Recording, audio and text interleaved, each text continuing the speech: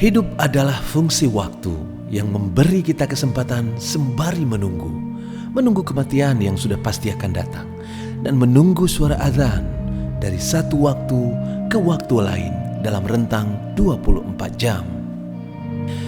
Begitulah konsep hidup yang dianut oleh Alfiansyah Yulianur, pria kelahiran Banda Aceh 25 Juli 1963 ini.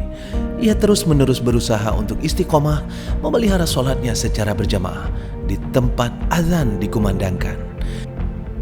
Kemungkinan besar hal ini adalah hasil didikan orang tuanya yang menitik beratkan pada upaya maksimal untuk menjadi pribadi yang berakhlak mulia melalui rutinitas ibadah keseharian. Mungkin inilah sebabnya sehingga Alfiansyah relatif mulus menjalani masa-masa studi dan juga masa karirnya kemudian. Alfiansyah memulai pendidikannya di SD Negeri 7 Banda Aceh, namun tamat sebagai siswa di SD Negeri 1 Takengon. Kemudian berlanjut ke SMP Negeri 1 Takengon dan SMA Negeri 2 Banda Aceh.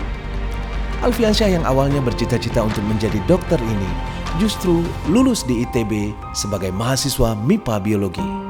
Sayangnya, Alfiansyah tidak berhasil menamatkan studinya di ITB, sehingga ia harus memulai kembali dari awal di jurusan Teknik Sipil Fakultas Teknik Universitas Syah Kuala atau USK. Ia berhasil menamatkan program sarjana tekniknya tahun 1989 dan 2 tahun kemudian resmi menjadi salah satu staf pengajar di alma maternya. 4 tahun kemudian Alfiansyah memperoleh beasiswa untuk melanjutkan studinya ke Department of Civil Engineering, Faculty of Engineering, the University of Tokushima, Jepang. Dan berkat rahmat Allah Subhanahu wa Ta'ala, di tempat itu ia diperkenankan untuk langsung mengikuti program S3 tanpa melalui S2. Sehingga tahun 1999 Alfiansyah resmi menyandang titel doktornya. Segera setelah menyelesaikan studi di Jepang, Alfiansyah kembali mengabdi di USK. Ia pernah dipercaya untuk menjabat di beberapa posisi strategis di USK, di antaranya Kepala Laboratorium, Ketua Program Studi, Asisten Direktur Bidang Akademik Program Pasca Sarjana, hingga 2 periode sebagai Wakil Rektor Bidang Kemahasiswaan dan Alumni di USK. Dan baru-baru ini ia bahkan terpilih menjadi dekan di fakultas alma maternya. Secara akademik, Alfiansyah rutin melakukan riset dan mempublikasikan hasil studinya di berbagai prosiding seminar, jurnal nasional, dan tentu juga di jurnal-jurnal internasional bereputasi. Tidak hanya itu, Alfiansyah juga aktif melakukan pengabdian kepada masyarakat. Khususnya di bidang ini, kiprah Alfiansyah memang tak perlu diragukan lagi. Sejak mahasiswa, ia sudah memimpin unit kegiatan mahasiswa USK untuk bakti sosial pembangunan desa. Dan kegiatan-kegiatan seperti ini membentuk karakter Alfiansyah untuk menjadi pribadi yang senang berbagi dengan sesama. Bahkan Alfiansyah punya moto bahwa berbagi itu nikmat. Maka percayalah, semakin banyak kita beri, akan semakin banyak kita dapat.